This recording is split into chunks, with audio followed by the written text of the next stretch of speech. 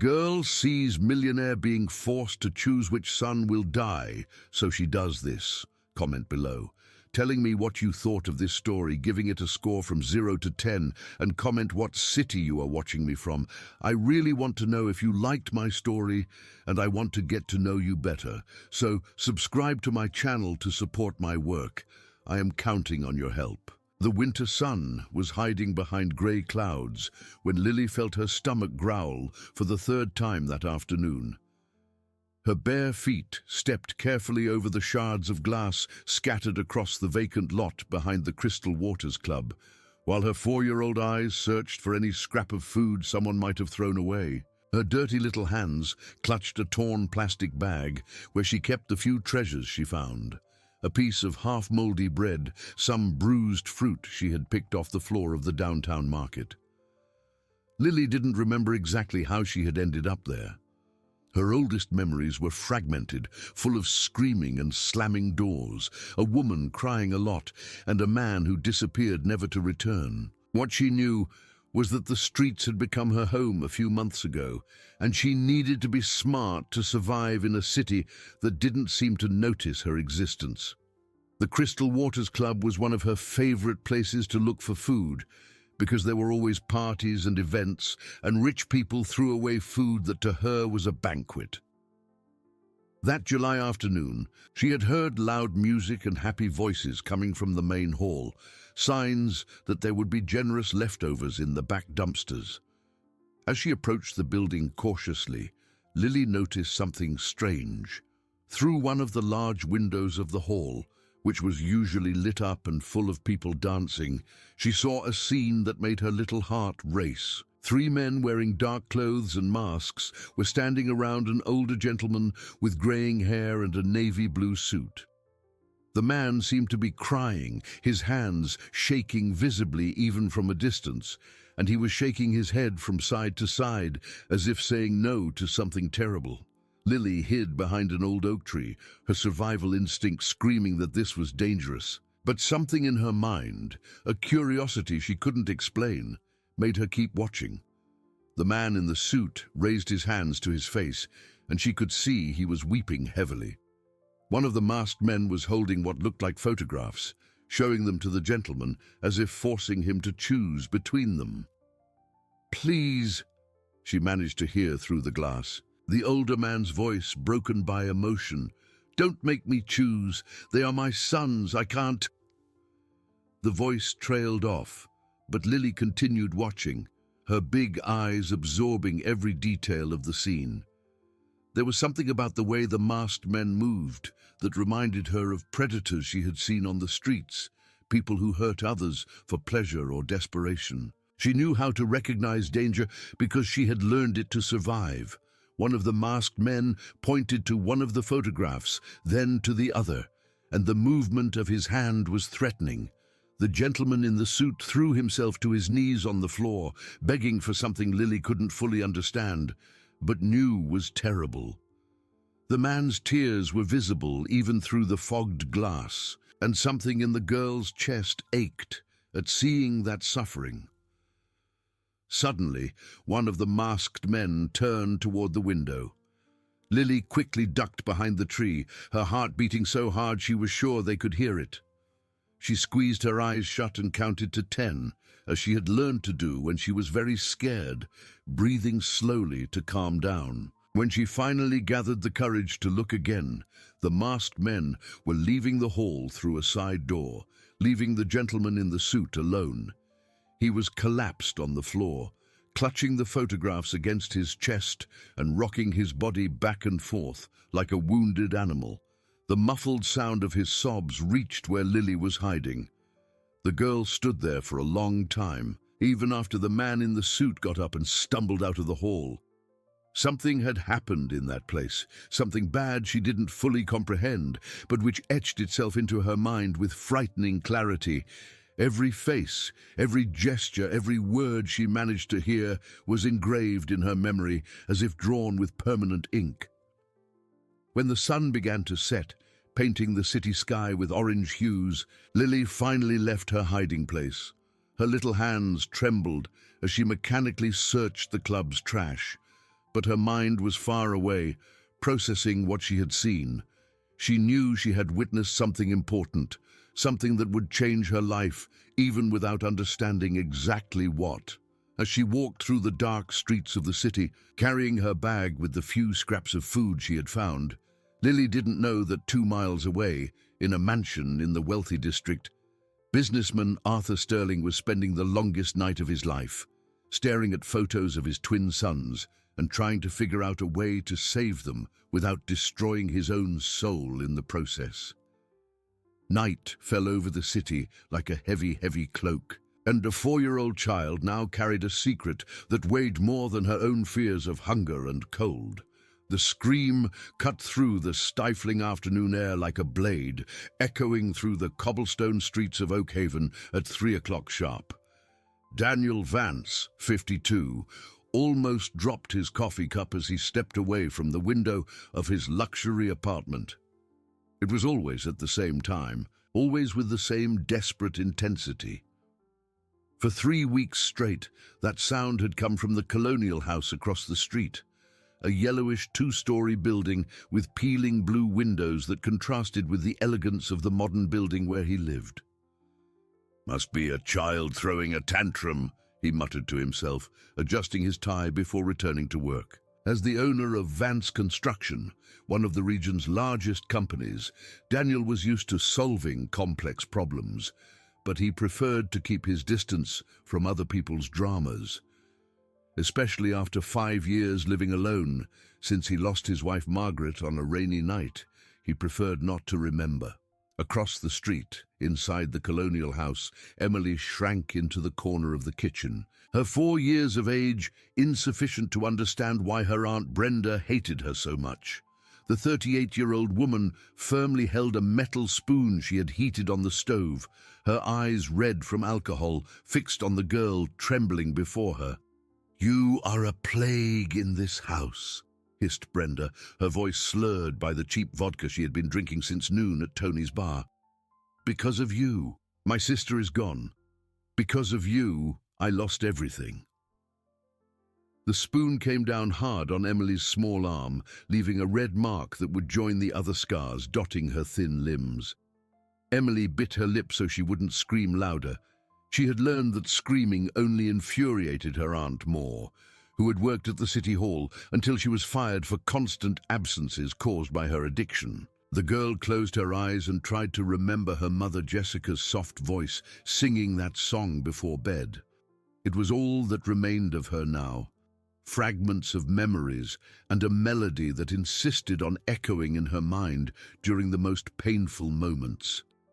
"Stop whining," grunted Brenda, putting the spoon back in the drawer as if it were the most natural gesture in the world. "Go to your room and I don't want to see you until tomorrow. And if you dirty the walls with that filthy charcoal again, you'll see what real punishment is." Emily ran to the small room at the back of the house, a stuffy space with an old bed and a crucifix on the wall. There, she curled up in the thin sheet and began to hum her mother's song softly, the only thing that still comforted her. She didn't know that across the street, someone had finally paid attention to that melody. Daniel stopped reviewing the contracts when he heard the faint but distinct sound. He knew that music. Margaret used to sing it when she cooked, a folk song about free birds. But where was it coming from? He approached the window again, his eyes scanning the facade of the colonial house. One of the back windows was slightly open, and from there came that childish voice, trembling but persistent. For the first time in 3 weeks, Daniel felt something other than simple annoyance. There was something in that voice that struck a sensitive chord in his chest, something that reminded him of responsibilities long buried under layers of work and isolation. In the house next to the colonial one, Martha Stevenson, a 61-year-old retired teacher, was watering her begonias when she heard the girl singing. Unlike Daniel, she could no longer ignore the signs. During her 40 years teaching elementary school, she had developed a sixth sense for children in distress, and that voice carried a pain that made her heart squeeze. How strange, she thought. watching the windows of the house, a family she had known for decades. Brenda had always been problematic, but since she took custody of her orphaned niece, something had changed in the air of that house. The girl never played in the yard, never ran through the streets like the other children in the historic town. Martha dried her hands on her apron and made a decision. The next morning, she would pay a courtesy visit to her neighbor. It had been a long time since she had spoken properly with Brenda, and perhaps it was time to get to know little Emily better. Meanwhile, Daniel remained at the window, an uncomfortable feeling growing in his chest. The music had stopped, but something in those few minutes had awakened memories he preferred to keep dormant. Memories of Jessica, his former employee who had resigned abruptly 5 years ago, a few months before Margaret's accident. Jessica was a kind woman, always humming while organizing the construction company's files. Then, suddenly, she had simply disappeared from his life, leaving only a formal resignation letter and many unanswered questions. He had never thought of her again, until hearing that familiar music echoing from a house where a child seemed to suffer in silence. The sun began to set over the mountains surrounding Oakhaven when Emily finally fell asleep, exhausted by pain and fear. Her little fingers clutched the sheet, and in her dreams, she flew like the birds she secretly drew on the kitchen walls with pieces of charcoal found in the yard. Across the street, Daniel closed the curtains and tried to get back to work, but couldn't concentrate. Something had changed that afternoon, something he didn't yet fully understand.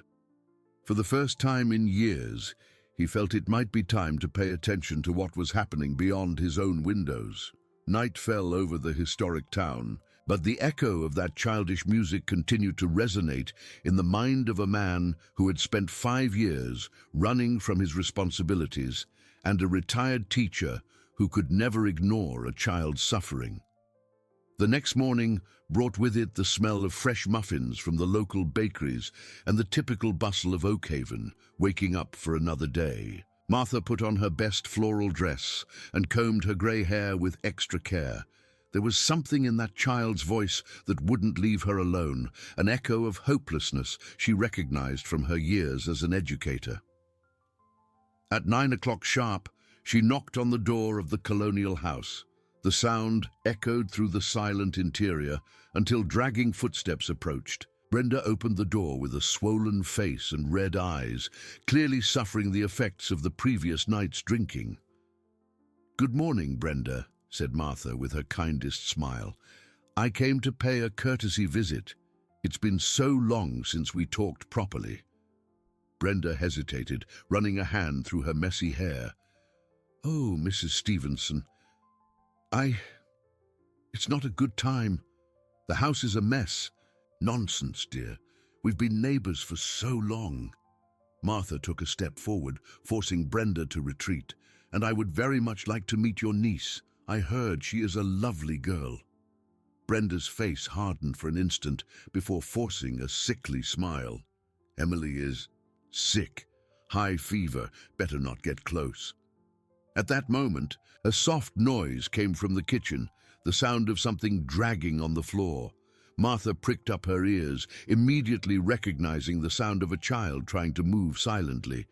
"Maybe I can help," insisted the teacher. "I have experience with sick children. I raised 3 sons, you know." "No need," Brenda answered quickly, blocking the entrance with her body. "I already took her to the doctor. It's just a flu. It will pass soon." Martha noticed Brenda's nervous hands, the way she avoided eye contact, and especially the strong smell of alcohol emanating from her, even though it was so early. All signs she had learned to recognize over decades dealing with troubled families. Across the street, Daniel watched the scene from his window while eating breakfast. He had woken up earlier than usual, disturbed by confused dreams where a child's voice mixed with memories of Jessica. When he saw Martha at the door of the colonial house, a strange curiosity invaded him. The teacher finally said goodbye to Brenda, but not before casting an investigative look into the house. There was something deeply wrong there, and her experience told her that a child was suffering. As she walked back to her house, she decided she needed to find a way to verify her suspicions. Inside the colonial house, Brenda locked the door tightly and headed to the kitchen, where she found Emily crouched behind the table, trying to hide. The girl had tried to reach a glass of water from the sink, but her height didn't allow it, and she had knocked over a chair in the process. "Didn't I tell you to stay in your room?" snarled Brenda, her irritation intensified by the hangover and the unexpected visit. "I was thirsty, Auntie," murmured Emily, her big eyes fixed on the floor. "Thirsty?" Brenda laughed bitterly. "You want water? Then go get it in the backyard, and since you like making noise so much, you can stay out there until I decide you can come in." Emily went out to the small backyard, a space surrounded by high walls and dominated by a single old oak tree. There she sat in the dirt and began to draw with a piece of charcoal she had found near the stove. It was always birds, small, large, some flying, others perched on imaginary branches. Every stroke represented her dream of freedom, of flying far away from that house where pain was her only constant companion. The hours passed slowly. Brenda had locked the back door, leaving Emily in the yard under the strong midday sun. The girl began to feel dizzy, but knew that knocking on the door would only result in more punishment. So she began to sing her mother's song softly, the melody being her only source of comfort. It was this melody that reached Daniel's ears again. This time he couldn't ignore it. There was something too familiar in that voice, in that specific song. He grabbed his phone and, almost without thinking, began to record. He didn't know exactly why, but an instinct told him he might need that evidence. While recording, fragments of memories began to fit together in his mind. Jessica hummed that same song while working. Jessica, who had been an exemplary employee until disappearing abruptly. Jessica, who always spoke fondly of her little daughter, a girl named Emily, murmured Daniel, the phone shaking in his hands. Jessica's daughter was named Emily. The realization hit him like a punch in the stomach. The child suffering in the house across the street was the daughter of his former employee, the kind woman who had worked for him for 3 years before simply disappearing. How had he not made this connection before? Daniel put the phone away and began pacing back and forth in his apartment. He vaguely remembered Jessica mentioning family problems, a sister she didn't get along with, financial difficulties. But he was so absorbed in his own problems at the time, the growing conflicts with Margaret, the issues at the company, that he hadn't paid proper attention. Now, 5 years later, Jessica's daughter was across the street, and from the sounds coming from that house, she was not in a good situation. The guilt Daniel carried for losing his wife multiplied, now including the regret of not having helped Jessica when she clearly needed it. At 3 in the afternoon, punctually, the screams started again. This time, Daniel didn't step away from the window. He watched with growing horror as through the kitchen window of the colonial house, he saw a female silhouette moving aggressively. He grabbed his phone again and started recording, this time with more determination. What he saw through the phone screen made him nauseous. Brenda was holding something in her hands. It looked like a kitchen utensil, and gesturing violently toward a small figure he could barely make out. Emily's screams echoed through the afternoon. And this time, Daniel couldn't pretend they were just childish tantrums.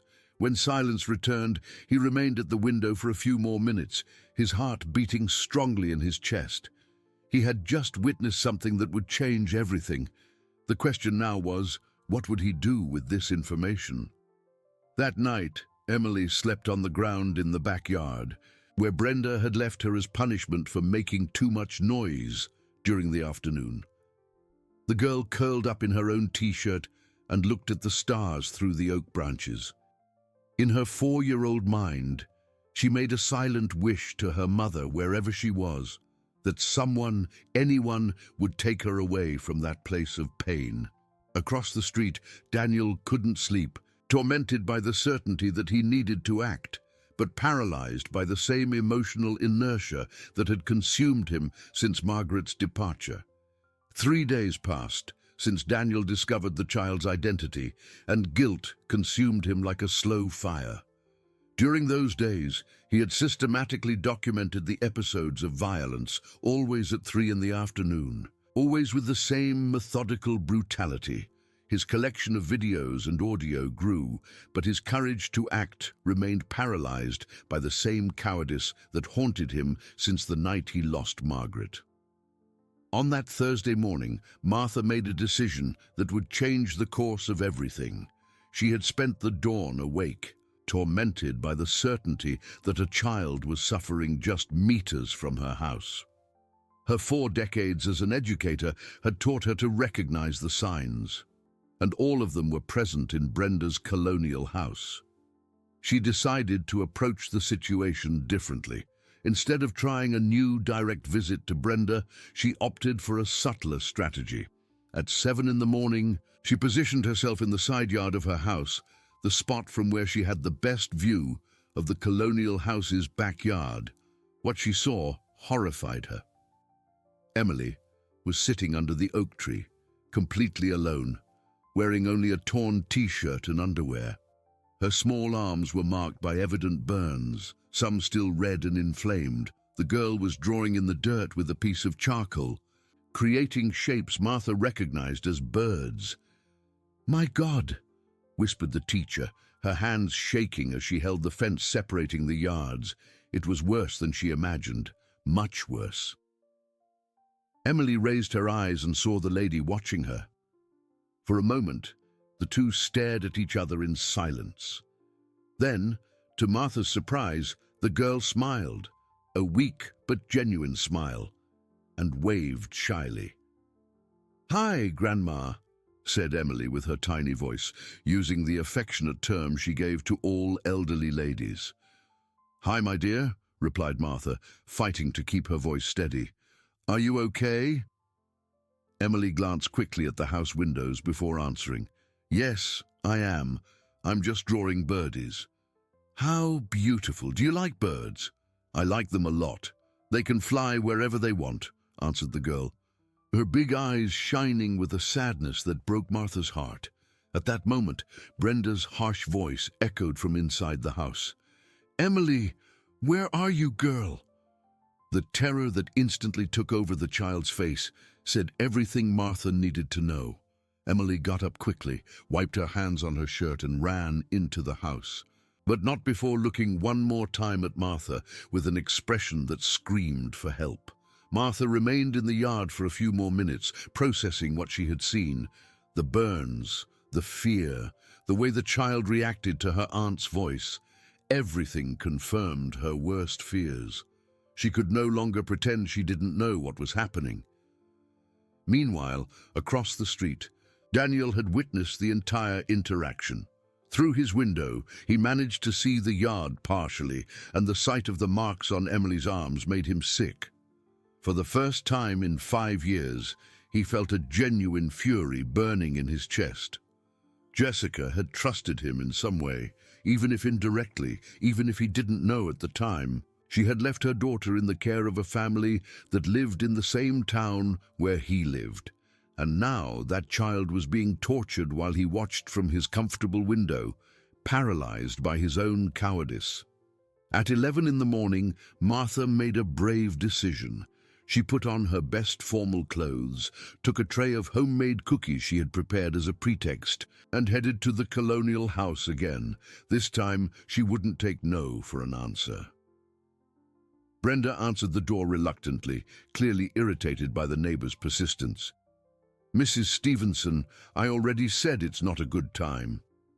"Brenda, dear, I brought some cookies I made yesterday," interrupted Martha firmly, "and I insist on getting to know little Emily better.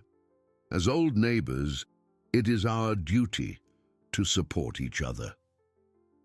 Before Brenda could protest, Martha had already entered the house, using all the authority that decades in the classroom had given her. The interior of the colonial house was gloomy and smelled of mold mixed with alcohol. Old and poorly maintained furniture occupied the living room, and there was a heavy atmosphere that made the air seem difficult to breathe.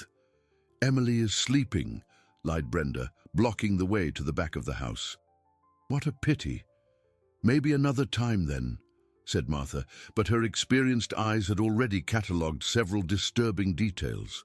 Dark stains on the kitchen floor that seemed to have been poorly cleaned, a metal spoon left on the stove, and mainly small charcoal drawings on the walls that had clearly been done by a child. At that moment, a low sound came from the direction of the kitchen, a stifled sob, almost imperceptible. Martha and Brenda froze. The silence that followed was tense and revealing. "Must be the neighbor's cat," said Brenda quickly, but her voice trembled slightly. Martha smiled and nodded, but decided she had seen enough. "Well, I'll let you rest then. But Brenda, remember, I'm always right next door if you need anything at all." Martha's tone made it clear that it wasn't just a casual offer of help. It was a subtle but direct warning. After the teacher left, Brenda locked the door hard and went to the kitchen, where she found Emily huddled behind the wood stove, trying to hide. The girl had cried upon hearing Martha's gentle voice, remembering the kindness she had once known. "You were making noise," accused Brenda, her eyes already shining with familiar fury. "No, Auntie, I didn't make noise," protested Emily, but her small voice sounded weak even to her. Brenda grabbed the metal spoon that was on the stove and placed it directly into the flame. Emily recognized the ritual and began to tremble. She knew what was coming next. "You want attention, don't you?" hissed Brenda while the spoon heated up. "You want the neighbors to come here asking questions. Do they think I don't know how to take care of you?" Across the street, Daniel had positioned his phone at the window and was recording again. This time, he managed to capture not just sounds, but partial images through the kitchen window. What he saw made him make a decision that would change everything. He could no longer be just a silent observer. Jessica had been a good person, a dedicated employee who always spoke of her daughter with love. This child was his responsibility now, whether he wanted it or not. While Emily suffered another episode of systematic torture, Daniel made a call he hadn't made in months. He called Dr. Robert Miller, his personal lawyer and old college friend. "Robert, I need your help with a delicate situation," he said, watching through the window as Emily's screams echoed through the afternoon. "It's about a child, and I think it might be a matter of life or death." That night, after Brenda fell asleep drunk on the living room sofa, Emily managed to slip out quietly to the backyard. Her new burns stung, but the physical pain was less than the pain in her heart. She sat under the oak tree and looked at the stars, humming her mother's song softly. What she didn't know was that, for the first time in months, someone was truly paying attention to her suffering. And that, in the coming days, her life would change in ways she couldn't even imagine. Dr. Robert Miller arrived at Daniel's apartment on Friday morning with a grave expression on his face.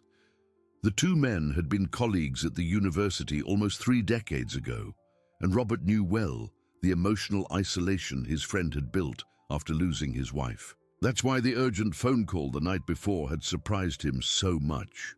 "Daniel, I need you to tell me exactly what is happening," said Robert, sitting in the spacious living room. "You spoke about a child in danger, but I need details." Daniel poured coffee and positioned himself near the window, the spot that had become his obsession in recent days. "The girl who lives in the house across the street is the daughter of a former employee of mine, Jessica. She is being mistreated by the aunt who looks after her." "Mistreated how?" asked Robert, taking a notepad from his briefcase. "Burns, daily screams, neglect." Daniel paused, struggling with the words. "I have recordings, Robert. Evidence of what is happening." Robert was silent for a moment, processing the information. Daniel, this is very serious. If you have evidence of child abuse, you need to contact Child Protective Services immediately. I know, answered Daniel, running his hands over his face. But there's something else. Jessica worked for me for 3 years. She left abruptly in 2019, a few months before Margaret's accident. I never understood why, but now. Now you feel responsible, completed Robert, understanding the emotional complexity of the situation.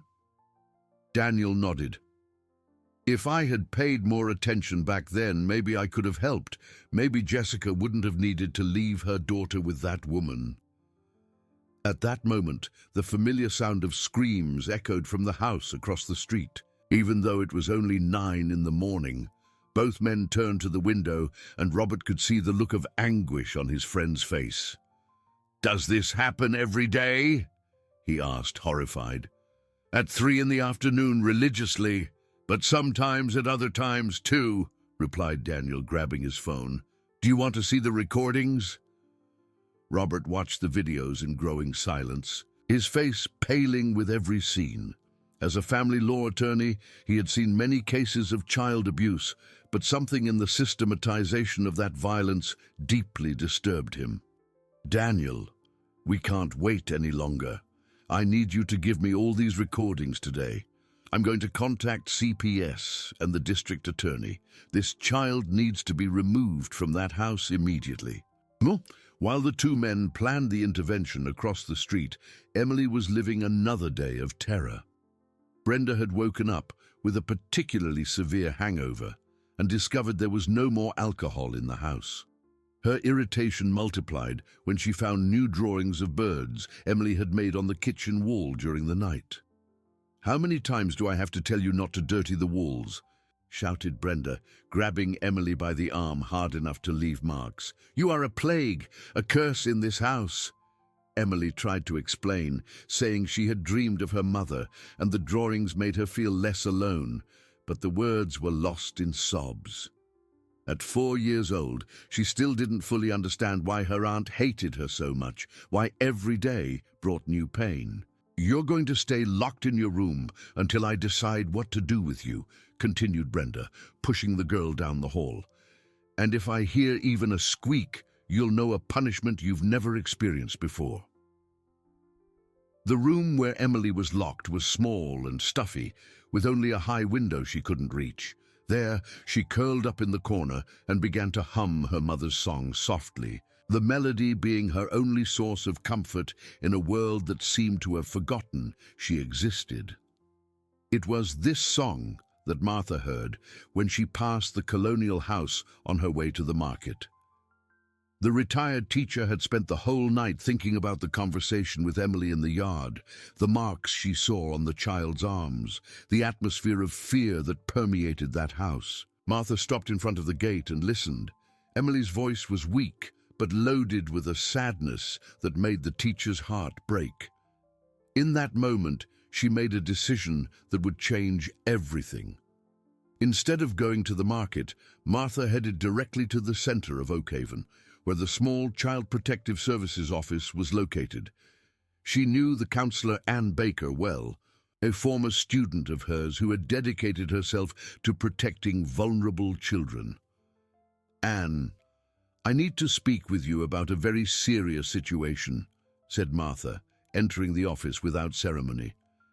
Ann Baker looked up from the papers she was analyzing. "Mrs. Stevenson, good to see you. What brings you here today?" "A child in danger, my neighbor.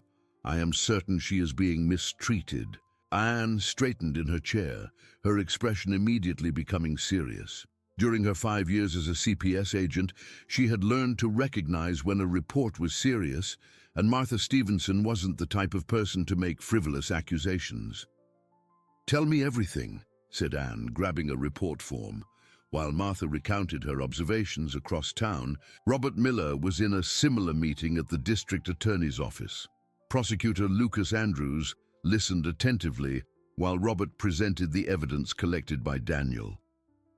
"This is compelling evidence," said the prosecutor, examining the videos on Robert's phone. I'm going to order an immediate investigation and request the removal of the child from the family environment." How long will that take?" asked Robert, worried. "With this evidence?" "We can act today," replied Lucas. "I'm going to contact CPS right now." That was how, by a coincidence that would change Emily's destiny, two simultaneous reports arrived at CPS on the same morning. Anne Baker was finishing writing down Martha's account when her phone rang. Child Protective Services, Anne Baker speaking. "Anne, this is Prosecutor Lucas Andrews. I need you to perform an urgent intervention at a house on Stone Street. We have evidence of severe child abuse." Anne paused, her pen suspended over the paper. "Is it by any chance number 127, Yellow Colonial House?" "Exactly. How did you know?" "I just received a report about the same house," replied Anne, looking at Martha with surprise. "Two independent sources. That confirms the gravity of the situation." At 2 in the afternoon, a coordinated operation was being set up. Anne Baker, accompanied by 2 social workers and a police officer, was heading to Stone Street.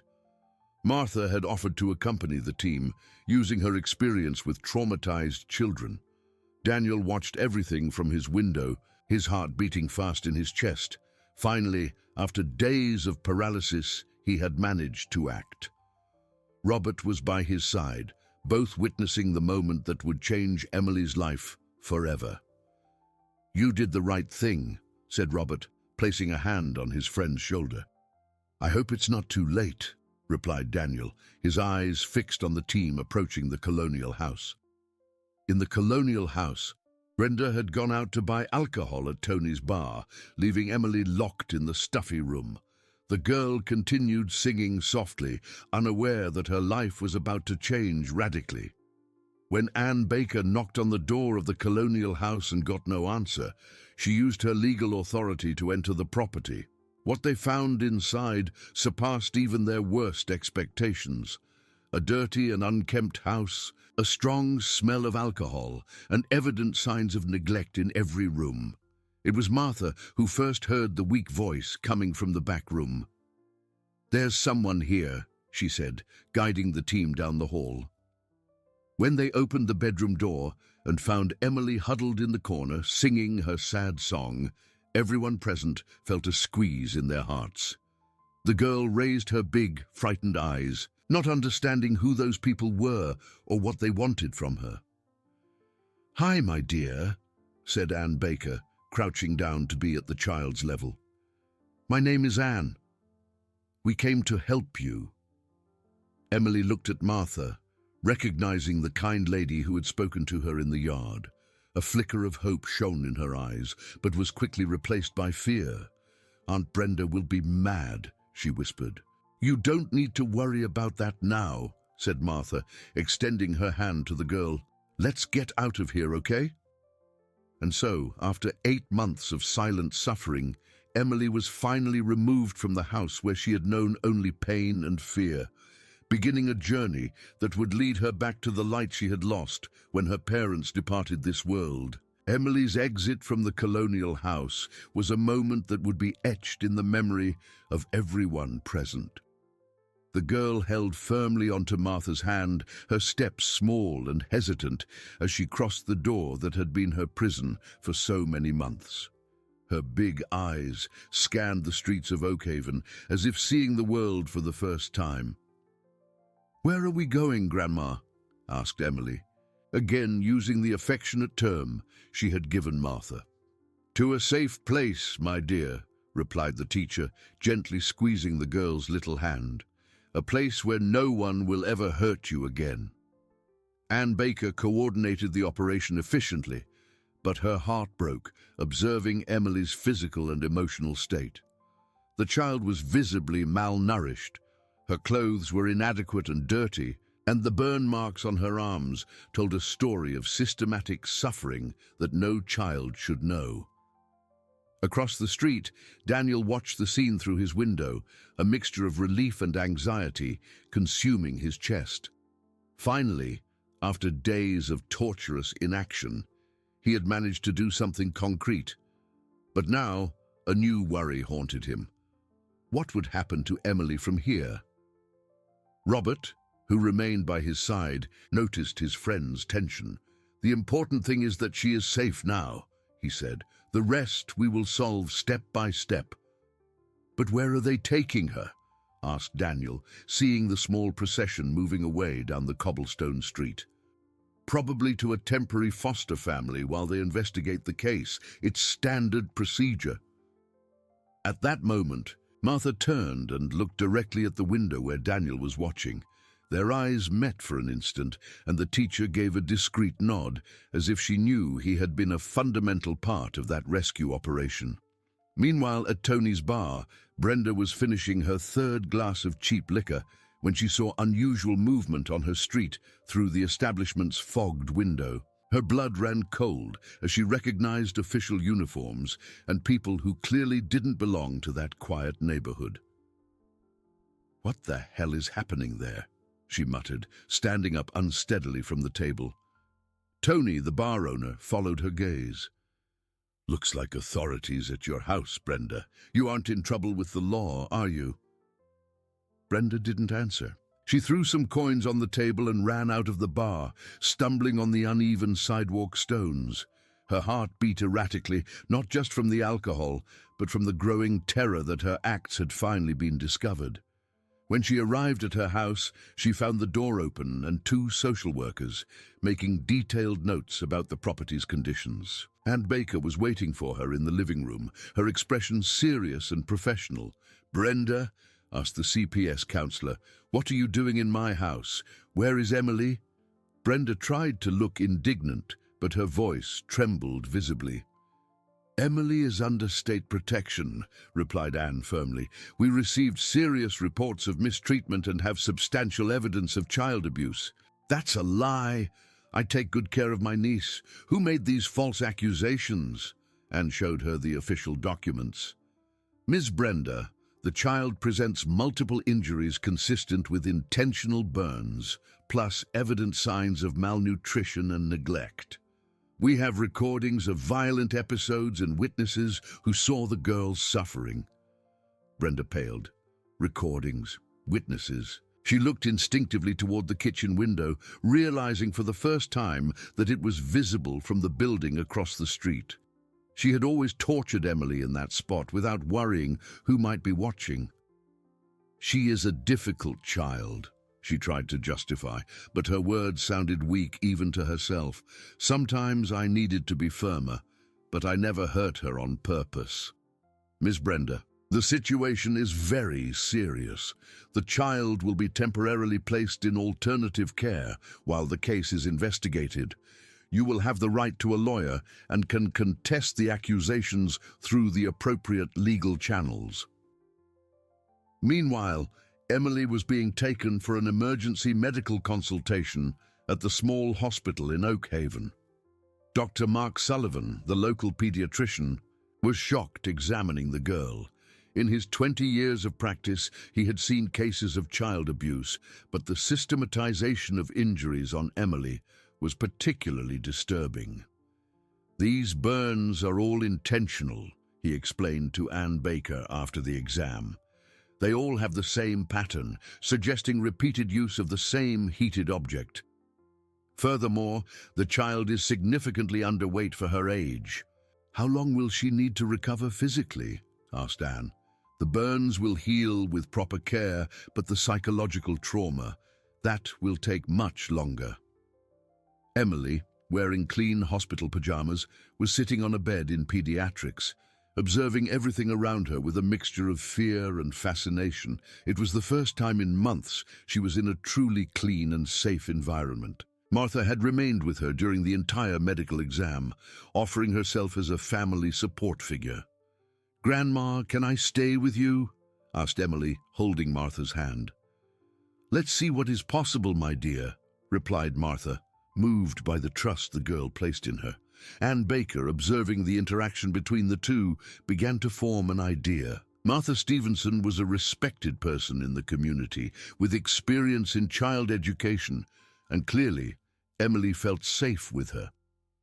Maybe there was a solution that didn't involve separating the girl even further from someone she already considered family. That afternoon, while Emily rested in the hospital under medical care, an important meeting took place in the CPS office. Anne Baker, Martha, Robert Miller, and, to everyone's surprise, Daniel Vance were gathered to discuss the child's immediate future. "Mr. Vance, I understand you knew Emily's mother," said Anne, consulting her notes. "Jessica worked for my company for 3 years," confirmed Daniel, his voice loaded with emotion. "She was an exemplary employee and a dedicated mother. If I had known what was happening to Emily..." "The important thing is that we know now," interrupted Martha. "The question is, what do we do from now on? This child needs stability, love, and specialized care." Anne turned to Martha. "Mrs. Stevenson, would you be willing to become a temporary foster family for Emily, considering she has already established a bond with you?" Martha didn't hesitate. "Of course. I have experience with children. My house is adequate and, well, I think Emily and I have already chosen each other." Robert spoke up. "My client, Mr. Vance, would like to contribute financially to the girl's care. He feels responsible, considering his connection to the child's mother." Daniel nodded. "I want to ensure Emily has access to the best medical and psychological care available. I would also like to get to know her better, if that is appropriate. I feel I owe that to her mother's memory." Anne made careful notes. "Let's proceed as follows. Emily will stay temporarily with Mrs. Stevenson while we do a full assessment of the family situation. Mr. Vance can contribute to the costs and, if he wishes, establish a gradual relationship with the child, always supervised and focused on her well-being."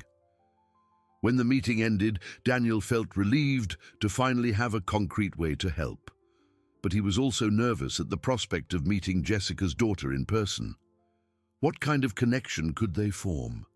And mainly, could he overcome his own guilt to become a positive presence in Emily's life? That night, Emily slept in a clean and safe bed for the first time in 8 months. In the guest room of Martha's house, surrounded by borrowed stuffed animals and covered with a warm blanket, she finally managed to rest without fear. Her last thoughts before falling asleep were about birds. No longer the trapped birds she drew on Brenda's walls, but free birds flying high in the blue sky of Oakhaven. Emily's first week at Martha's house was a period of delicate discoveries and gradual healing. The girl woke up every morning at 6 o'clock, the time she used to be woken by Brenda with screams, and lay motionless in bed, waiting for the first sign of violence. When she realized there was only silence and the smell of fresh coffee coming from the kitchen, a shy relief took over her little heart. Martha, with her decades of experience dealing with traumatized children, knew recovery would be slow. She established a gentle routine: breakfast at the kitchen table lit by the sun, then free time in the flowery backyard, and always, lots of patience with the sudden silences and tremors that still affected Emily.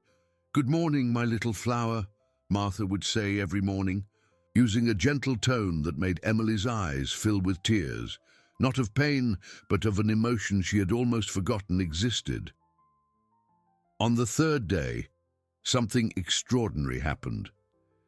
Emily was in Martha's backyard, watching a hummingbird visit the red flowers in the garden, when she began to hum her mother's song softly, but this time, for the first time in months, her voice wasn't choked with fear. Martha, who was watering nearby plants, stopped to listen. It was a beautiful melody, full of longing but also hope. When Emily finished, she looked at the teacher with an expression almost surprised at herself. "My mom sang this song," she said, her voice still weak but firmer than before. "She was a mother who loved you very much," replied Martha, crouching beside the girl. "And I am sure she would be very happy to know you are safe now." It was at that moment that Daniel appeared at the gate. It had been 3 days that he was gathering courage to make that visit, always finding an excuse to postpone it. Robert had arranged the meeting with Martha, explaining it would be important for Emily's healing process to meet people who had loved her mother. Emily hid behind Martha when she saw the tall, well-dressed man approaching. Daniel stopped a few meters away, realizing the fear in the child's eyes. "Hi, Emily," he said softly, crouching down to be closer to her height. "My name is Daniel. I knew your mummy, Jessica." Emily's eyes widened. It had been so long since anyone spoke about her mother that she'd begun to wonder if her memories were real or just dreams. "You knew my mom?" she asked, coming out shyly from behind Martha. "I did. She worked with me and she always spoke of you with much affection. She said you were the most important thing in her life." Emily processed this information in silence for a few moments. Then, to everyone's surprise, she took a step toward Daniel. "She sang a song for me," she said. "Mrs. Stevenson said she loved me very much." "Your mom loved you more than anything in the world," confirmed Daniel, feeling an intense emotion rise in his throat, "and she would be very proud to see how brave you are." Over the following weeks, Daniel began to visit Emily regularly, always accompanied by Martha and always respecting the girl's pace. He gradually became a familiar and comforting presence in her new life. It was during one of these visits that something happened that changed everything. Emily was playing in the yard with some toys Daniel had brought. Not expensive or extravagant toys, but simple things like crayons and paper, which she used to draw her favorite birds. "Uncle Daniel," she said. She had started calling him that spontaneously. "Can you tell me more things about my mom?" Daniel sat on the ground beside her, something he had never imagined doing before. "Of course. Your mom was very smart. She organized all the important papers in my company and never made mistakes." "Was she pretty?" asked Emily, drawing what looked like a woman next to a bird. "She was very pretty, and she had a smile just like yours when you are happy." Emily smiled, and Daniel realized it was the first time he saw that child truly happy. The smile lit up her entire face, transforming her completely. "Uncle Daniel, can you be my daddy now?" she asked suddenly, with the cruel innocence only children possess. The question hit Daniel like a bolt of lightning. He looked at Martha, who was watching the scene with tears in her eyes, and then at Emily, who stared at him with a hope so pure it made his heart break and put itself back together at the same time. "Emily, my dear," he began, choosing his words carefully, "I can't be your daddy because you already had a daddy who loved you very much, but I can be someone who takes care of you, who protects you, and who will always be here when you need me." Emily considered this for a moment. Like a real uncle, exactly like a real uncle. That night, after Emily slept, Martha and Daniel talked for a long time on the porch of the house. The teacher had noticed the transformation not just in the girl, but also in the businessman. He had swapped his formal suits for more casual clothes during the visits. His laughter had become more frequent, and she could see that caring for Emily was healing something deep inside him. "She is recovering well," said Martha, "but she still has nightmares some nights, wakes up crying and calling for her mother." "It's understandable," replied Daniel. "She went through so much trauma. Do you think we should seek specialized psychological help? I'm already arranging that. I know an excellent child psychologist in the city. She can come here a few times a week." "I'll pay all the costs," said Daniel immediately. "Daniel, can I ask you something?" "Of course. Why do you feel so responsible for Emily? I know you knew her mother, but there is something else, isn't there?" Daniel was silent for a long time, looking at the stars shining over Oakhaven. Finally he spoke. "When Jessica resigned, I was going through a very difficult period in my marriage. Margaret and I fought constantly. I was focused only on my problems. Jessica tried to talk to me a few times, seemed worried about something, but I was so absorbed in my own issues that I didn't pay attention." He paused, his voice choked with emotion. If I had been a better boss, a better human being, maybe Jessica would have felt comfortable telling me about her difficulties. Maybe I could have helped, prevented her from needing to leave Emily with Brenda. You can't blame yourself for that, said Martha softly. Yes, I can, and I will carry this guilt forever. But now I have a chance to do something right, to honor Jessica's memory by caring for her daughter. That night, Daniel made a decision that would change not only his life, but also Emily's future. He would seek Robert the next morning to discuss the possibility of becoming officially responsible for the girl, together with Martha. Meanwhile, in the guest room, Emily slept peacefully for the first time in her life. In her dreams, she flew with the birds she drew, but now she didn't fly to escape. She flew out of pure joy, knowing there were people who loved her waiting when she returned home. 2 weeks after the conversation on the porch, Emily had transformed into an almost unrecognizable child. Her hair, once always dirty and matted, now shone under Martha's loving care. Her cheeks had gained color, her eyes had recovered the natural sparkle of childhood, and she had started talking more, sharing small stories and asking curious questions about the world around her.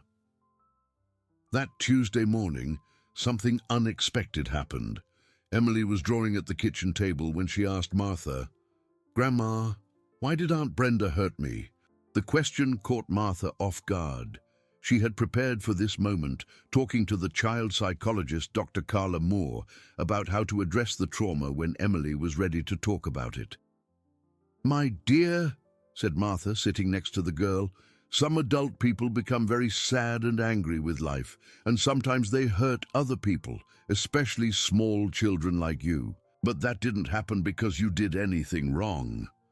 "I did do something wrong," insisted Emily, her voice becoming small.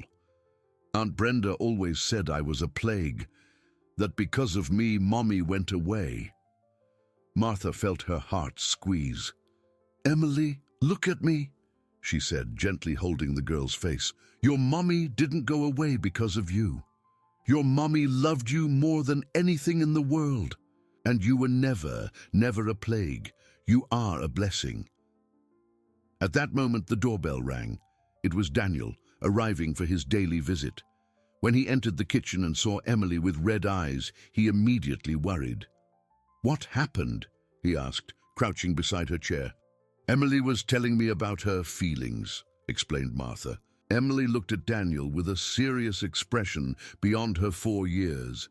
"Uncle Daniel, Aunt Brenda said I killed my mom. Is it true?" The question was like a punch to Daniel's stomach. He closed his eyes for a moment, gathering strength to answer as gently as possible. "Emily, listen well to what I'm going to tell you," he began, his voice firm but affectionate. "Your mother left because she got sick, very sick. It had nothing to do with you, and wherever she is now, she is proud of the brave girl you are." "But if I hadn't been born, wouldn't she have gotten sick?" insisted Emily. "If you hadn't been born, your mother never would have known true happiness," replied Daniel. "She told me you were the light of her life, the reason she smiled every day." Emily processed these words in silence. Then something unexpected happened. She got up from the chair and hugged Daniel, a tight and desperate hug from a child who had finally found a safe harbor.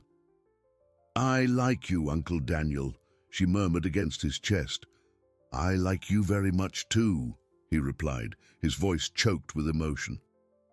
That afternoon, while Emily played in the yard, Daniel and Martha received an unexpected visit.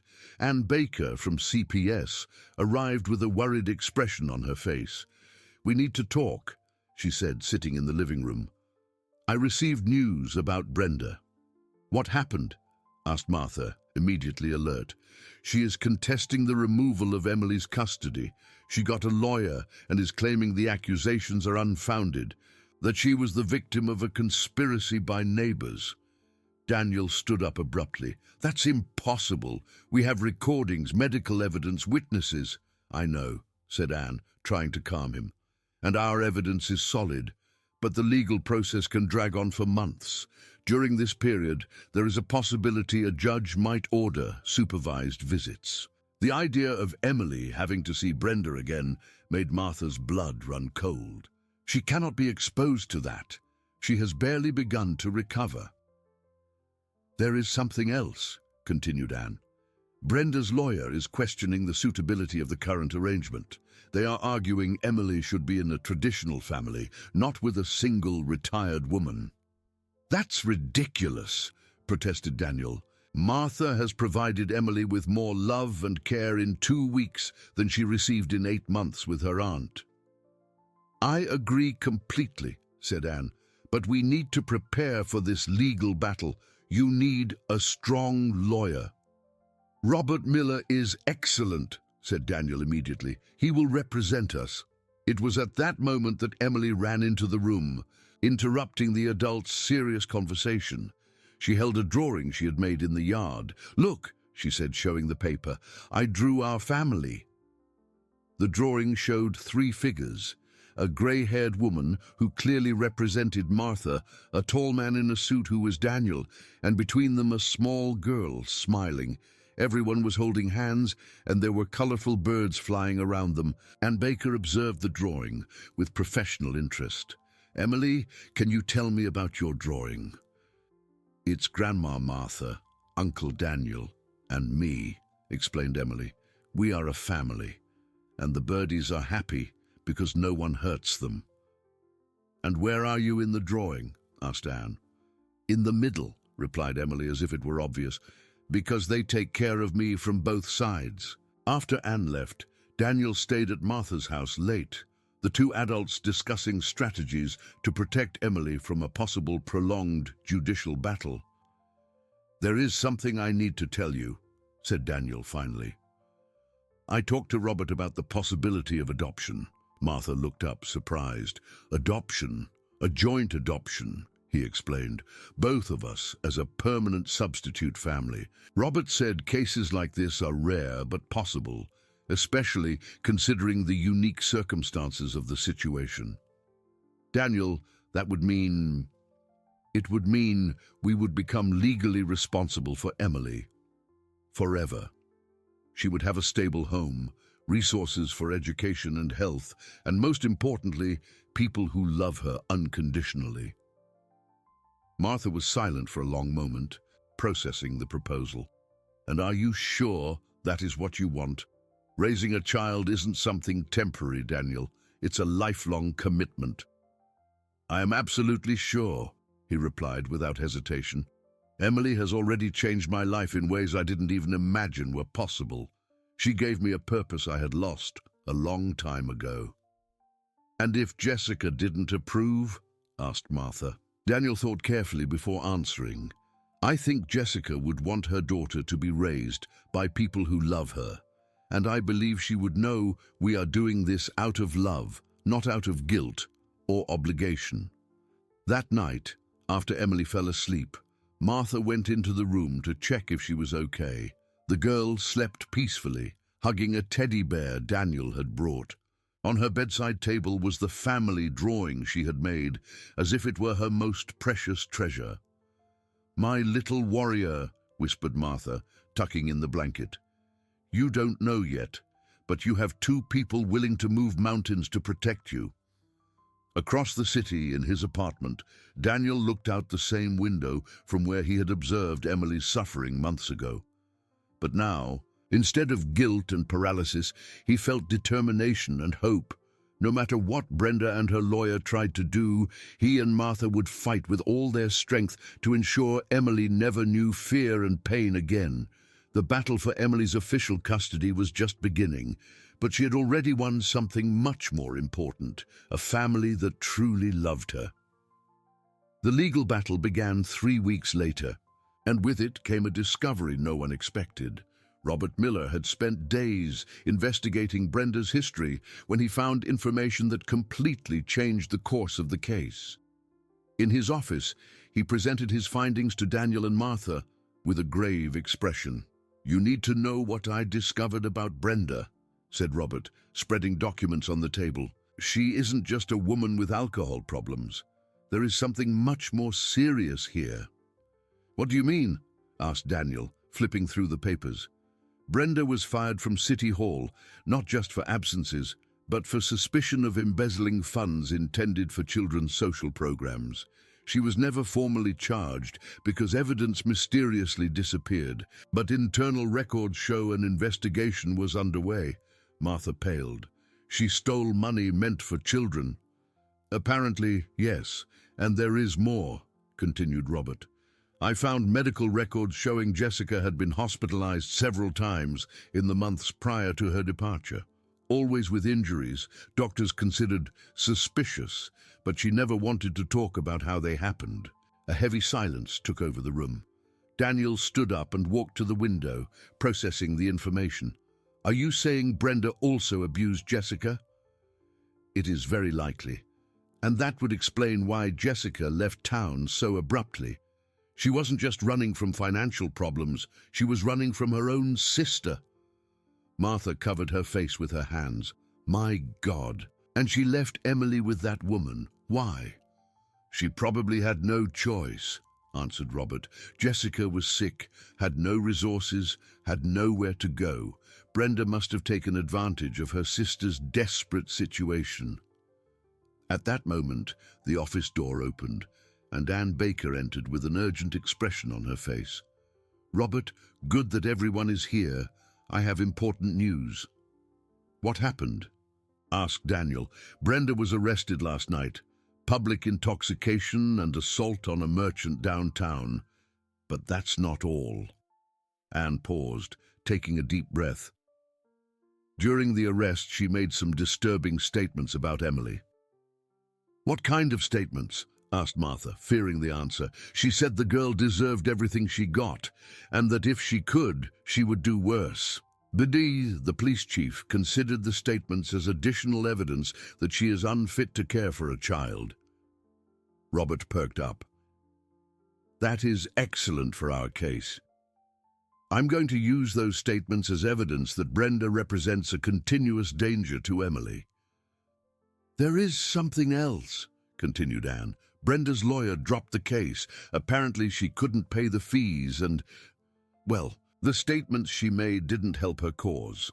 While the adults discussed legal issues, Emily was living her happiest days since she could remember. That morning, she had helped Martha make sugar cookies, her small hands covered in flour, while laughing at something the teacher had said. It was a sound Daniel never got tired of hearing, the pure, crystal-clear laughter of a truly happy child. "Uncle Daniel," shouted Emily when she saw him arrive for lunch, "I made cookies for you." "Really? And how did you know I was hungry?" he joked, picking her up. "Because you always get hungry when you come here," she replied, giggling. During lunch, Emily chatted animatedly about her day, about the birds she had seen in the yard, about the storybook Martha had read to her. It was hard to believe that vibrant, chatty child was the same silent, terrified girl they had rescued weeks ago. "Emily," said Daniel carefully, "Grandma Martha and I want to talk to you about something important." "What is it?" she asked, stopping eating. "Would you like to stay living with Grandma Martha forever? And I would continue visiting every day, taking care of you, being your real uncle?" Emily's eyes widened. "Forever? Really?" "Forever," confirmed Martha, holding the girl's little hand. "If you want to, of course." "And Aunt Brenda?" Daniel and Martha exchanged a look. They had decided to be honest with Emily, within limits appropriate for her age. "Aunt Brenda can't take care of you anymore," explained Martha gently. "She needs help to solve her problems first." Emily was quiet for a moment, processing the information. Then, to the adult's surprise, she smiled, a huge, radiant smile. "So, I can stay with you forever, and no one will ever hurt me again?" "Never again," promised Daniel, his voice firm. "I promise you will always be safe with us." Emily got up from her chair and hugged Martha first. Then Daniel. "I love you," she said, words that made the two adults deeply emotional. That afternoon, something unexpected happened.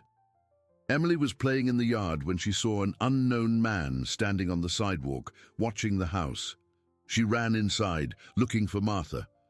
"Grandma, there's a man outside looking here," she said, clearly scared. Martha went to the window and saw a middle-aged man, thin and poorly dressed, standing across the street.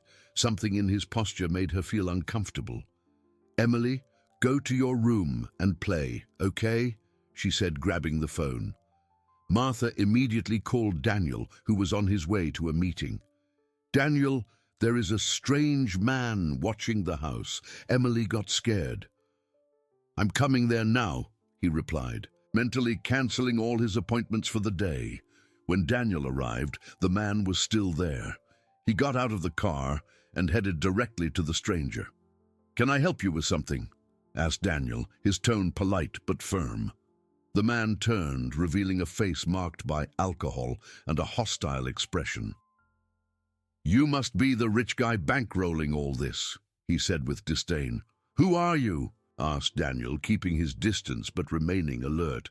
"I'm Joe, Brenda's cousin, and I came to see where the girl who destroyed my cousin's life is." "The girl didn't destroy any life," replied Daniel, feeling anger grow in his chest. "And I suggest you leave immediately." "Oh yeah? And who's going to make me leave? You think because you have money you can do what you want?" At that moment, Martha came out of the house with the phone in her hand. "I already called the police," she announced. "They are on their way." Joe spat on the ground and walked away, but not before casting a threatening look at the house. "This isn't over," he muttered before disappearing down the street. When the police arrived, they took statements and promised to keep surveillance on the area. But the incident left everyone shaken, especially because it showed Brenda's family had not accepted the situation. That night, Emily had her first nightmare in 2 weeks. She woke up crying, calling for Martha. When the teacher ran to her room, she found the girl trembling under the covers. "It was just a bad dream, my dear," consoled Martha, hugging her. "I dreamed Aunt Brenda came back to get me," sobbed Emily. "That will never happen," promised Martha. "We won't let it." "Really promise?" "I promise with all my heart." But while comforting Emily, Martha couldn't help but worry. Joe's appearance had shown that the battle for Emily was far from over, and she knew they would do anything to protect that child, even if it meant facing a war. The following days brought a constant tension that hung over Martha's house like a dark cloud. Joe had returned 2 more times, always keeping enough distance not to be considered trespassing, but clearly intimidating. Daniel had hired a discreet security guard to watch the area, but the sense of threat remained. Emily, with her childish sensitivity sharpened by past trauma, sensed something was wrong. Her smiles became less frequent, and she began to cling more to Martha, especially when they left the house. "Grandma, why does that man keep looking at our house?" she asked one morning while they ate breakfast. Martha chose her words carefully. "Some people get confused when other people are happy, my dear. But you don't need to worry. We are taking care of everything." "Is Uncle Daniel taking care too?" "Of course. Both of us are always taking care of you." That afternoon, while Emily played in the yard under Martha's watchful eyes, Daniel arrived with Robert and a woman she didn't know. The woman was elegant, middle-aged, with a gentle but professional smile. "Emily," called Daniel, "come meet a special person. This is Judge Fern. She came to talk with us about our plans." Emily approached shyly. She had learned to trust the people Daniel and Martha introduced to her, but still maintained a natural caution with strangers. "Hi, Emily," said Judge Fern, crouching down to be at the girl's height. "Can I ask you some questions?" "Yes," replied Emily, looking at Martha for encouragement. "Do you like living here with Grandma Martha?" "I like it a lot. She makes me cookies and reads stories to me." "And what do you think of Uncle Daniel?" "He is very good. He brought me toys and always plays with me, and he knew my mom." Judge Fern smiled. "Do you feel safe here?" "Yes, I do. No one hurts me here. The conversation continued for a few minutes, with simple questions allowing the judge to assess Emily's emotional well-being and her adaptation to the new home. When finished, she joined the adults in the living room for a more serious conversation. "From my preliminary assessment," said Judge Fern, "Emily is visibly well adapted and happy in this environment. Robert showed me all the evidence of the case, and I believe you have a solid basis for the adoption process." "How long will that take?" asked Daniel. "Normally, cases like this take between 6 months and a year, but considering the special circumstances and the documented history of abuse, I can speed up the process." Martha sighed in relief. "And what about Brenda's cousin? Can he try something?" "Joe has a small but significant criminal record," replied the judge, "mainly related to alcohol. I don't believe he has legal standing to contest, but I will issue a preventive restraining order." That night, after Emily slept, Daniel stayed for dinner with Martha. It was something that had become routine in recent weeks, the two discussing the girl's care, planning her future, and gradually developing a partnership that went beyond shared responsibility. "Daniel," said Martha while they washed dishes together, "can I ask you something personal?" "Of course. Do you miss the life you had before? The freedom, the tranquility?" Daniel paused, thinking about the question. "You know, I thought I had a full life before. Work, money, comfort. But now I realize I was just existing. Emily gave me a purpose I didn't even know I needed." "And aren't you afraid of all this responsibility?" "I am," he admitted, "but it's a different fear than I felt before. Before I was afraid to get involved, to commit to suffer again. Now I'm afraid of not being good enough for her, of failing when she needs me." "That means you have already committed," observed Martha with a smile. 2 days later, the situation took an unexpected turn. Emily was playing in the yard when she saw Joe approaching the gate again. This time, however, he wasn't just watching. He was clearly heading for the house. "Grandma!" shouted Emily, running inside. "The bad man is coming." Martha immediately called the security guard Daniel had hired, but Joe was already banging on the door hard. "Open this door," he shouted. "I want to talk to you." "Go away," replied Martha through the locked door. "You have a restraining order. I'm not leaving until we talk. That girl belongs to our family." Emily was trembling behind Martha when they heard the sound of glass breaking. Joe had broken a side window of the house and was trying to get in. It was at that moment that Daniel arrived, having been alerted by the security guard. He found Joe half inside the house, shouting about family rights and threatening to take Emily by force. "Get out of my house now," ordered Daniel, positioning himself between Joe and Emily. "Your house. This is the house of the girl who destroyed my family. The only person who destroyed anything here was Brenda, torturing an innocent child." Joe lunged toward Daniel, but at that moment the security guard and 2 police officers arrived simultaneously. The situation was quickly controlled, with Joe being arrested for trespassing and violating a court order. But the damage was done. Emily had witnessed another scene of violence, and all the progress of the last weeks seemed threatened. She curled up in the corner of the room, shaking and crying, refusing to speak to anyone. "Emily, my dear," tried Martha, approaching slowly. "It's all right now. The bad man is gone." "He'll come back," sobbed Emily. "They always come back, like Aunt Brenda always came back." But Daniel knelt beside her. "Emily, look at me. That man won't bother you anymore, I promise."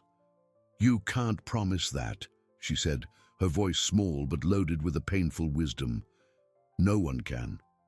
It was a moment of brutal clarity for both adults.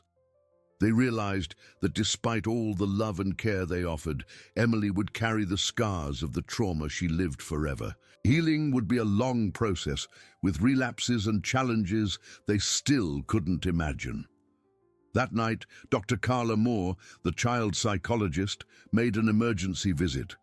After talking to Emily for an hour, she met with Daniel and Martha.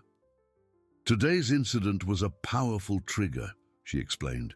Emily relived the fear and feeling of powerlessness she felt with Brenda. It will take some time for her to feel safe again. What can we do? Asked Martha, clearly shaken. Keep doing what you're doing. Love, patience, consistency, and maybe it's time to consider a change of address. Daniel raised his head. Change? This house, as welcoming as it is still very close to the places where Emily suffered. Moving to a completely new environment could help her build genuinely safe memories. That night, after Emily finally fell asleep in Martha's room, she had refused to sleep alone. The two adults talked late into the night about this possibility. Would you sell this house? Asked Daniel. If it's best for Emily, yes, answered Martha without hesitation. This house is just a place. Our family is what matters. Our family, repeated Daniel, liking the sound of the words. Then let's look for a new home, a place where Emily can grow without shadows of the past. It was a decision that would change everything once again, but both knew they would make any sacrifice to ensure Emily had the happy and safe childhood she deserved. The search for a new house became a joint project that brought renewed energy to the family that was forming. Daniel had suggested buying a larger property on the outskirts of Oakhaven, where Emily could have more space to play and they would be far from the painful memories of the historic center. I want you to see some options, he said to Martha one morning, spreading real estate brochures on the kitchen table. I found some houses with big gardens, perfect for a child. Emily, who was eating breakfast, got interested in the colorful images. Uncle Daniel, are we going to live in a new house? If you want to, yes. A house where you can have your own room, a big backyard to play in, and where no one from the past can bother us.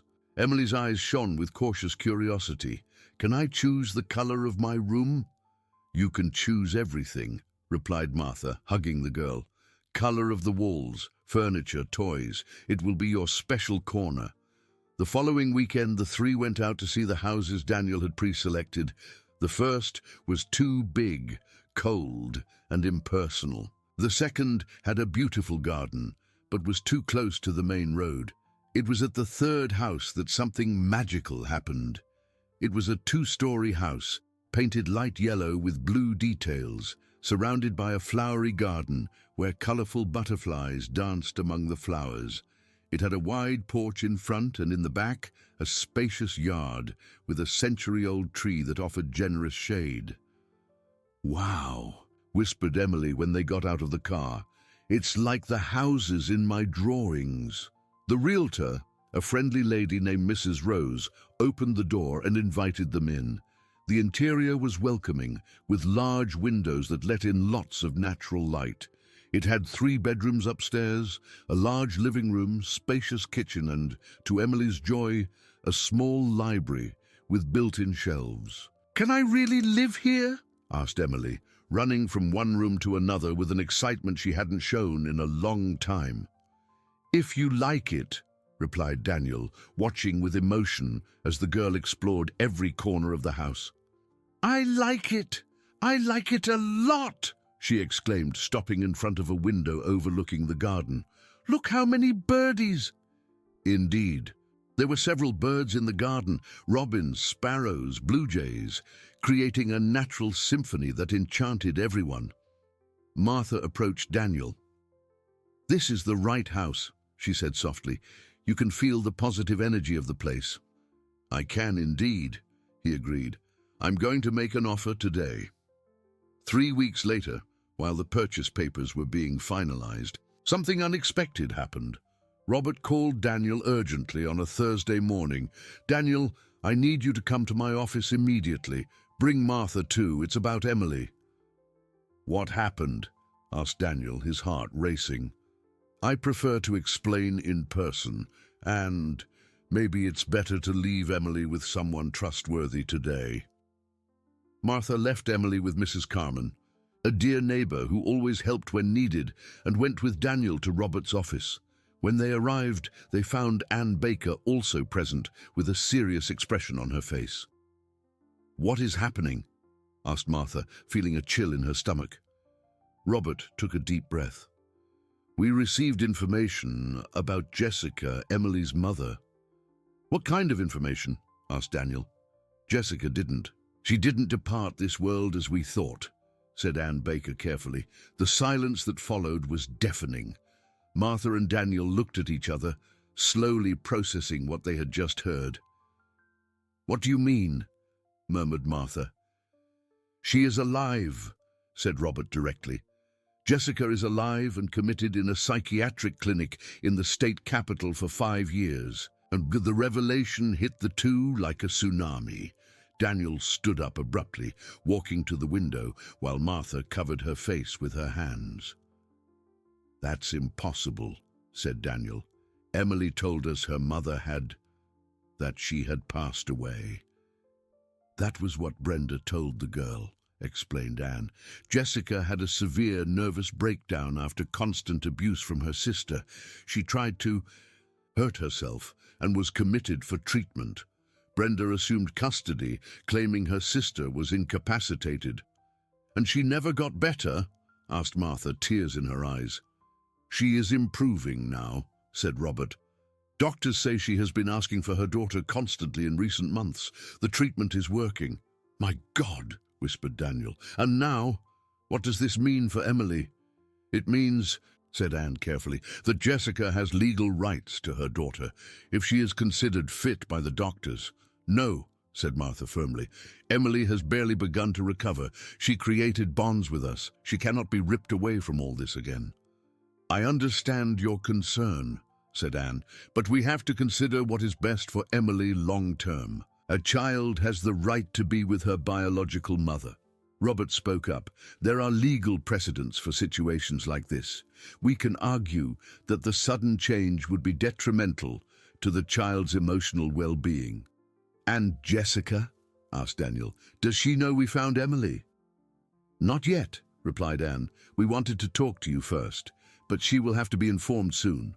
Daniel returned to his chair, the weight of the situation settling on his shoulders. "How are we going to tell this to Emily?" "With great care," said Anne. "Maybe we should consult Dr. Moore first." That afternoon, an emergency meeting was scheduled with the child psychologist. Dr. Carla heard the whole situation with professional attention, making notes while processing the implications. "This is an extremely delicate situation," she said. "Emily genuinely believes her mother departed this world. Discovering that isn't true will be a huge shock." "How should we approach this?" asked Martha. "Gradually. First, we need to prepare Emily for the possibility of changes. Then, introduce the idea that her mother might be alive. And finally, if inevitable, prepare for a possible reunion." "And if Jessica wants Emily back immediately?" asked Daniel. "Then we will have to fight in court," replied Dr. Carla. "But based on what I observed, Emily is in a stable and loving environment. Any drastic change could be devastating for her emotional development." That night, Daniel and Martha returned home in silence, each lost in their own thoughts. Emily was waiting for them with a drawing she had made at Mrs. Carmen's house, the new yellow house, with 3 happy figures in front, her, Martha, and Daniel. "Look what I drew," she said excitedly. "Our new family in the new house." Martha hugged the girl extra tight, trying not to cry. "It's beautiful, my dear." "When are we moving?" asked Emily. "Soon," replied Daniel, his voice loaded with an emotion he struggled to control. "Very soon." That night, after Emily fell asleep, Daniel and Martha talked late about the impossible situation they found themselves in. "I can't lose her," said Martha, tears streaming down her face. "She became my daughter at heart." "Neither can I," replied Daniel. "But if Jessica wants her daughter back, then we will fight," said Martha with determination. "We will fight for Emily, for the family we built. She deserves stability, not another traumatic twist in her life." It was a battle neither of them had foreseen, but both knew they would do anything to protect the girl who had changed their lives forever. The week following the revelation about Jessica was one of the hardest Daniel and Martha had ever faced. Both struggled to maintain a normal appearance in front of Emily, but the girl, with her sharp sensitivity, noticed something was different. "Grandma, why are you sad?" she asked one morning, while Martha tried to concentrate on preparing breakfast. "I'm not sad, my dear. I'm just thinking about some adult things," replied Martha, forcing a smile. "Is it about our new house? Don't you want to move anymore?" "Of course I do. We are going to be very happy in the new house." But internally, Martha questioned if they were really going to the new house, or if the whole life they had built together was about to crumble. That afternoon, Dr. Carla visited to begin preparing Emily gradually for possible changes. She sat with the girl in the yard, where they used to have their most important conversations. "Emily, do you remember your mommy?" asked the psychologist gently. "Of course I remember. She sang to me and made me donuts," replied Emily, her eyes shining with happy memories. "And do you remember when she went away?" Emily's face darkened. "Aunt Brenda said she went to heaven because of me." "Emily, sometimes adult people tell things that aren't true. Your mommy didn't go away because of you, and maybe she didn't go to heaven." Emily's eyes widened. "What do you mean?" "Sometimes when people get very sad or sick, they need to go to special places where other people take care of them until they get better. Like the hospital where I went when Aunt Brenda hurt me." "Similar to that?" "Yes." Emily was silent for a long time, processing this new and confusing information. "Is the doctor saying my mom might be alive?" Dr. Carla took a deep breath. "It is a possibility, yes." Tears began to stream down Emily's face, not of sadness, but of a complex emotion mixing hope, confusion, and fear. "But if she is alive, why didn't she come to get me? Why did she let Aunt Brenda hurt me?" "Because she was very sick, my dear. Sometimes, when people are sick in the mind, they can't take care of themselves, much less other people." That night, Emily practically couldn't sleep. She ran to Martha's room several times. Full of questions the teacher struggled to answer appropriately. "Grandma, if my mom is alive, will she want to take me away from you?" The question Martha feared most had finally arrived. She hugged Emily tightly, trying to pass security she herself didn't feel. "We don't know yet, my dear, but what I can promise you is that we will always fight for what is best for you." "I don't want to leave," said Emily, her voice small but determined. "You are my family now." "And we always will be," promised Martha, even not knowing if she could keep that promise. 2 days later, Robert brought news that changed everything again. Jessica had been informed about Emily's situation and was insisting on seeing her daughter immediately. "Doctors say she is stable enough for a supervised meeting," explained Robert during an urgent meeting. "Legally, we cannot deny her that right. But Emily has barely started processing the information that her mom might be alive," protested Daniel. "A meeting now would be too traumatic." "I agree," said Ann Baker, "but Jessica is threatening to file a lawsuit if we don't allow the meeting, and unfortunately, she has legal rights over the daughter." Dr. Carla spoke up. "If the meeting is inevitable, then at least let's do it in the most controlled way possible. Neutral environment, limited duration, and with all of us present to support Emily." It was decided the meeting would happen at Dr. Carla's office the following Saturday. Jessica would be brought from the clinic accompanied by a nurse and a psychiatrist, while Emily would have the support of Martha, Daniel, and Ann Baker. During the days leading up to the meeting, Emily oscillated between excitement and terror. Sometimes she drew figures of a woman she called Mommy. Other times she hid under the bed crying. "What if she doesn't like me anymore?" she asked one night. "What if she thinks I grew up ugly?" Your mom is going to think you are the most beautiful child in the world, replied Daniel, even though he himself was terrified of the possibilities of that meeting. On Saturday morning, Emily woke up earlier than usual. She had chosen her prettiest dress, a yellow one with flowers Martha had bought for her, and asked Martha to braid her hair. "I want to look pretty for Mommy," she said, looking at herself in the mirror with a mixture of anxiety and hope. Doctor Carla's office had been specially prepared for the meeting. Toys and books were scattered around the room to create a more relaxed atmosphere, and chairs had been arranged so as not to intimidate either mother or daughter. When Jessica arrived, Daniel was shocked by her appearance. The woman he remembered as a cheerful and efficient employee had become a frail figure, too thin, with graying hair and eyes reflecting years of suffering. But when she saw Emily, her expression transformed completely. "My little one," whispered Jessica, tears streaming down her face. "My beautiful girl." Emily hid behind Martha, observing the woman who was her mother but who was also a stranger. The 4-year-old child she remembered had grown, changed, created bonds with other people. "Hi, Mommy," said Emily shyly. "You grew so much," said Jessica, controlling the impulse to run and hug her daughter. "You are so beautiful, so healthy." Gradually, with Dr. Carla's careful mediation, mother and daughter began to talk. Jessica told her she had been sick, that she thought of Emily every day, that she deeply regretted leaving her daughter with Brenda. "I didn't know she was going to hurt you," said Jessica, her voice broken by crying. "If I knew, I never would have." "It's okay, Mommy," said Emily, her childish compassion speaking louder than any hurt.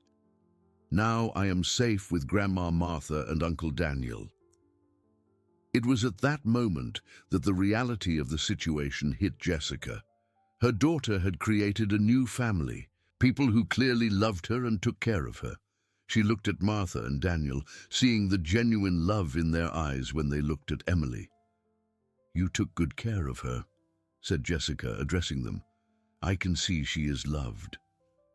"Very loved," confirmed Martha, her voice choked. The meeting lasted 2 hours, enough time for mother and daughter to reconnect minimally, but not so long that it was overwhelming for either of them. When it was time for Jessica to leave, she knelt in front of Emily.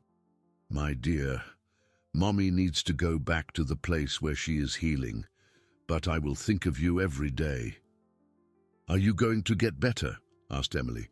"I'm going to try very hard, and when I am completely well, we will talk about our future, okay?" Emily nodded, hugging her mother for the first time in 5 years. It was a brief hug, still hesitant, but loaded with possibilities. After Jessica left, Emily was quiet for a long time. Finally, she looked at Martha and Daniel. "She seems sad," said Emily, "but I still want to stay with you." That night, while Emily slept exhausted by the emotional meeting, Daniel and Martha received a call that would change everything once again. It was Dr. Carla, with news about a conversation she had had with Jessica after the meeting. "Jessica made a decision," said the psychologist, "a decision you need to hear. If you like this video, please subscribe to my channel. I promise to bring videos every day that will make your life happier. Comment what you thought of my story, giving a score from 0 to 10, and thank you very much.